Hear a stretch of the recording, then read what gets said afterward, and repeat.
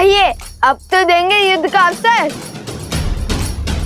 हम भी तो देखे कि जिसके प्रहार ने लंका के हर असुर के मन में भय भर दिया था, उसमें भला कितना बल है।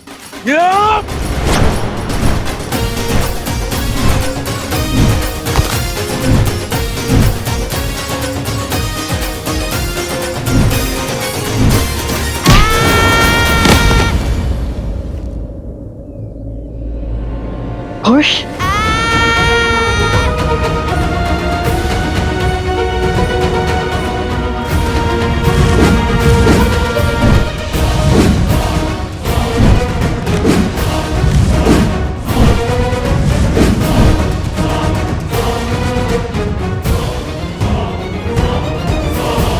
अब भी समय है बालकों, दे दो अपना पूरा परिचय।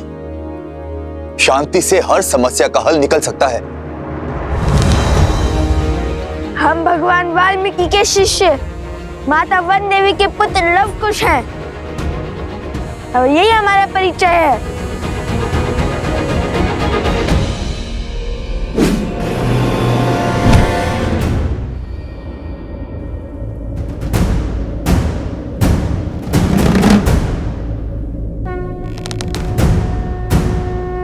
जलजास्त्र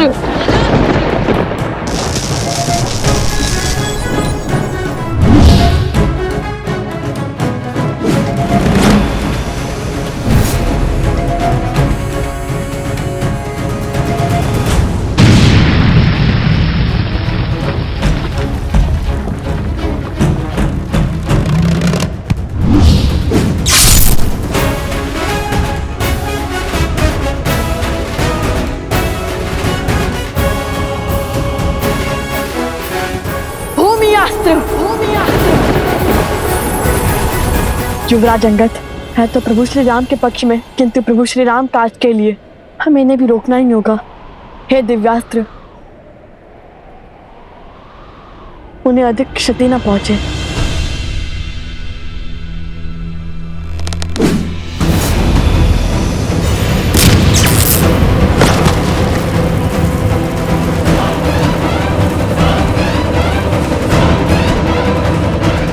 महाबली अंगद के पांव क्या, वो स्वयं संतुलन खो बैठे।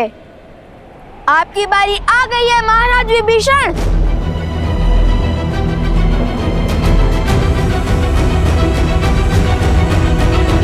मुझे लवकुश को आश्रम लाना ही होगा।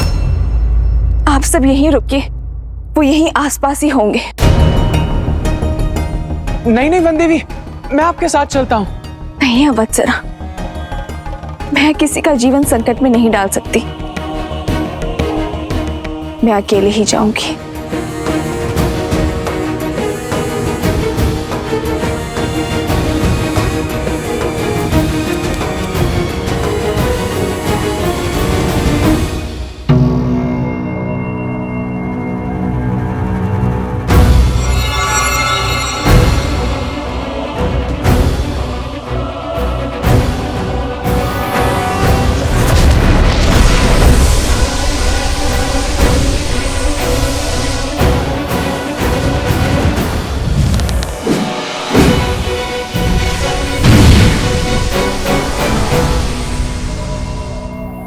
कुश इन सब का युद्ध कौशल तो राम कथा से जानते थे हम, किंतु ये तो ज्ञानी भी है और पराक्रमी भी। इनके युद्ध कौशल से तो अनभिज्ञ है हम।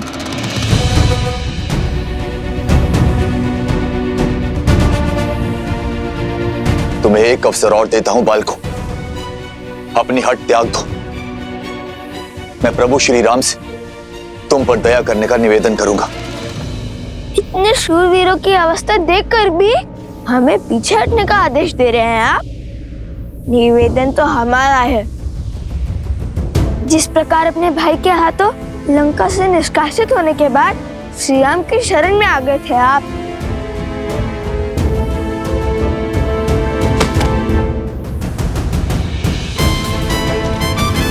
इसी प्रकार हम भी आपको युद्ध का विकल्प त्याग कर महाराज राम तक युद्ध का प्रस्ताव पहुंचाने का अवसर देते हैं। आप तो सबसे ज्ञानी हैं और नारायण के भक्त भी हैं। विवेक से काम लीजिए। जाइए और श्री राम को हमारा संदेश दीजिए।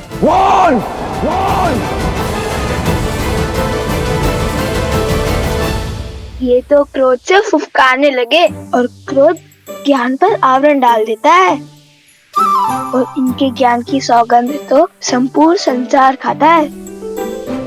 बल के साथ साथ बुद्धि के भी धनी हो बालकों।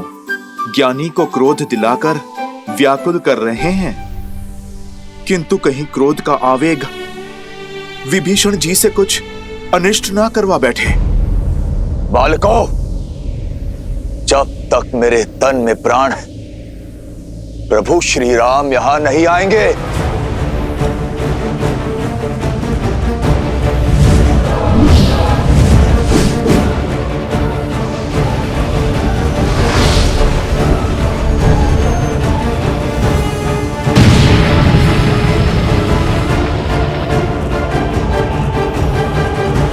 युद्ध टालने का हर संभव प्रयास किया मैंने, किंतु तुम दोनों ने मुझे विवश किया युद्ध करने के लिए।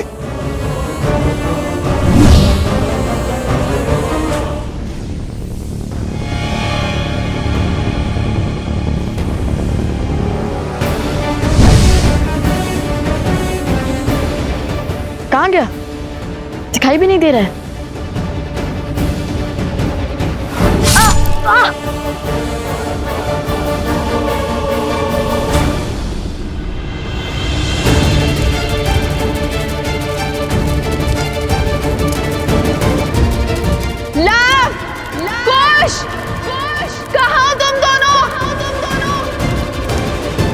कुश की सुरक्षा चक्र में हमें न और क्रोध मिलाना होगा। कुश, हमें इस सुरक्षा कवच से बाहर निकालना होगा इन्हें।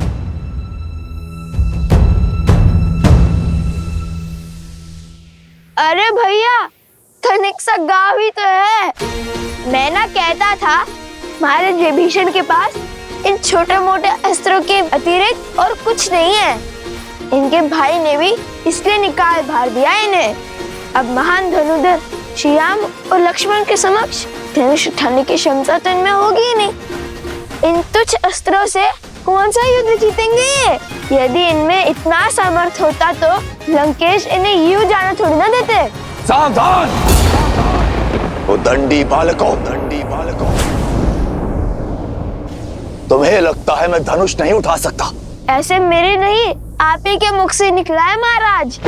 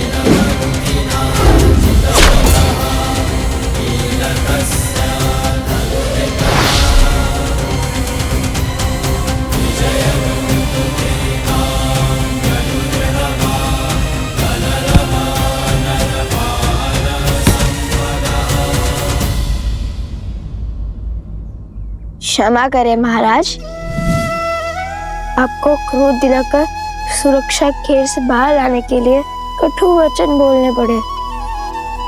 अन्यथा हमारे मन में तो आपके लिए केवल सम्मान ही है। आपके मार्गदर्शन के बिना तो रावण का वध करना भी असंभव था।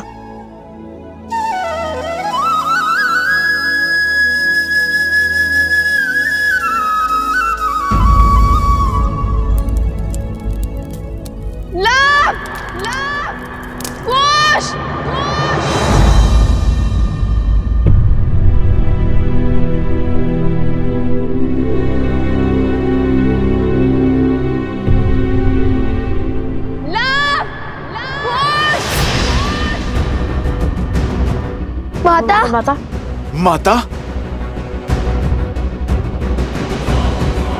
आपकी माता की ध्वनि प्रतीत होती है।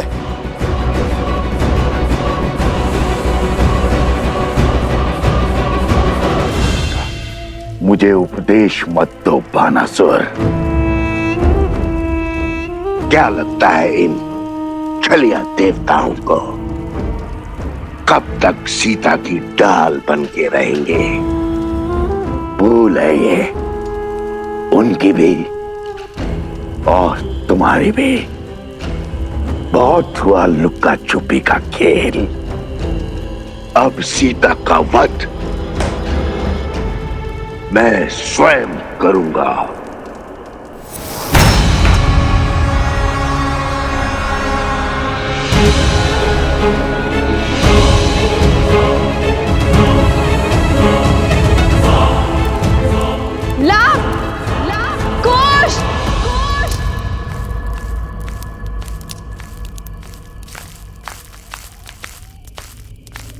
कौन है? कौन है वहां?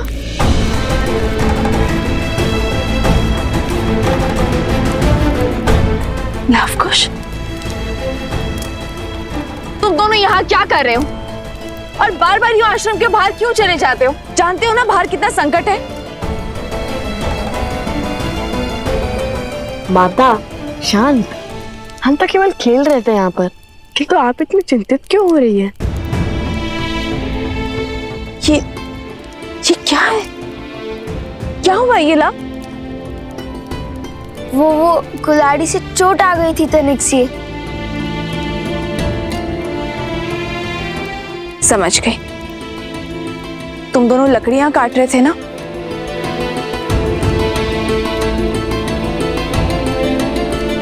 माता, आप ये जली हुई लकड़ी लेकर क्यों घूम रही हो? यहाँ पे कोई संकट है क्या?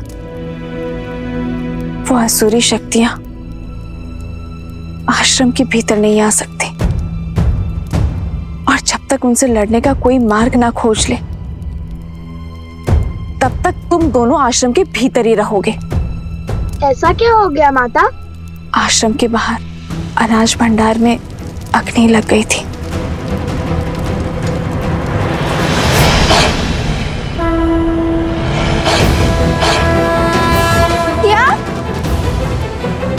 शीघ्र ही भीतर चलिए माता, रात्रि अधिक हो गई है। चलो।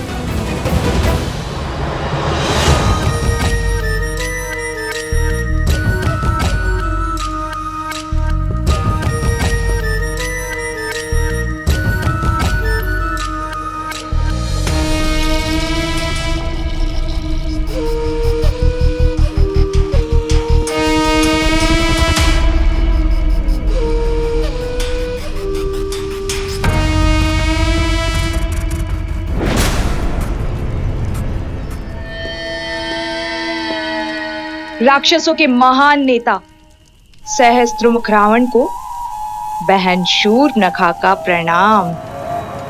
आ गई तुम? अवश्य जले पर नमक छिड़कने आई हो। तो क्या करूं? और कोई मार्ग है असुरों के सोए हुए पुरुषार्थ को जगाने का? अपने पुत्र की मृत्यु के अश्रु अभी थमे तक नहीं थे कि भैया की मृत्यु का दृश्य देखना पड़ा, और उसके पश्चात राक्षसों का संपूर्ण साम्राज्य समाप्त हो गया। असुरों का राजा वो भेदी विभीषण राम के तलवे चाट रहा है, और आप राम और सीता के नाम की माला तक नहीं तोड़ पाए। अरे उन्हें चोट पहुंचाने के स्थान पर स्वयं चोट खा रहे हैं।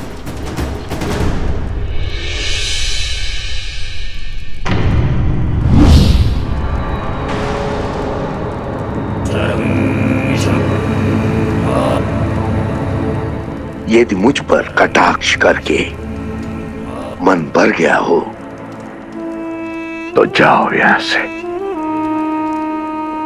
मैं तो चली जाऊंगी, परंतु राम सीता के हाथों आपकी पराजय जो समीप आ रही है उसका आप क्या करेंगे भैया? न राम सीता का कुछ बिगड़ा, न राम राज्य का और न लवकुश का, और उस हनुमान की पूंछ का एक बाल तक आप हिला नहीं पाए। भैया आपसे जो सीखा है पुनः वही आपको सिखा रही हूं।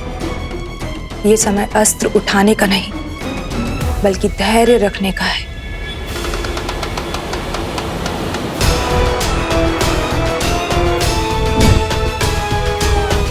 राम के भीतर लवकुश के विरुद्ध अग्नि भड़क चुकी है भैया, परंतु क्या उसके मन में उन बालकों के लिए इतना क्रोध है कि उस अग्नि से उन दोनों बालकों को जलाकर भस्म कर दे? श्री राम श्री राम श्री राम श्री राम श्री राम श्री राम श्री राम।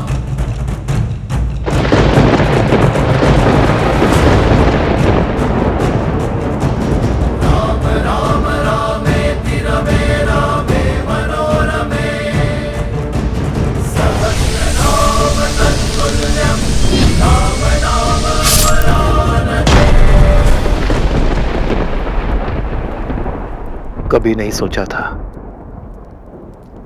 कि इस धनुष को दोबारा उठाना पड़ेगा, किंतु अब अयोध्या के गौरव के लिए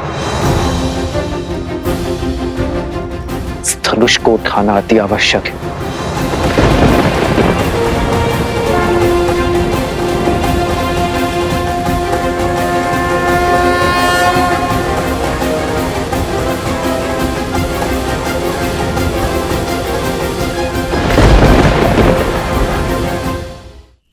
उचित कहा तुमने। अब तक मेरा ध्यान कहीं और था। इस विषय पर विचार ही नहीं किया मैंने। मैं कुछ समझा नहीं महाराज। भैया, मैंने राम को युद्ध में अनेकों असुरों का अंत करते हुए देखा है भैया।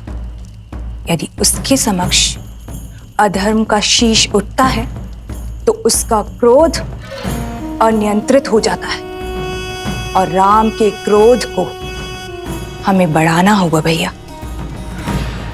कुछ ऐसा करना होगा जिससे वो चाहकर भी अपने पग पीछे ना ले पाए और हम चुपचाप बैठकर राम परिवार के अंत का और रघुवंशी के हाथों रघुवंश की समाप्ति का आनंद उठाएं।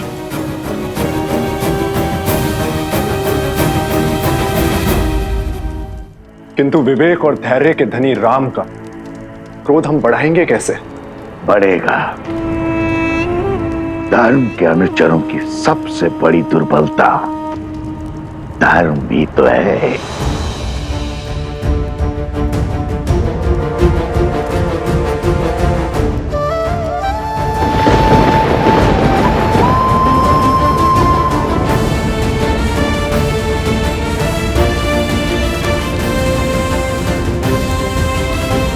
आओ राम, आओ, स्वागत है तुम्हारा।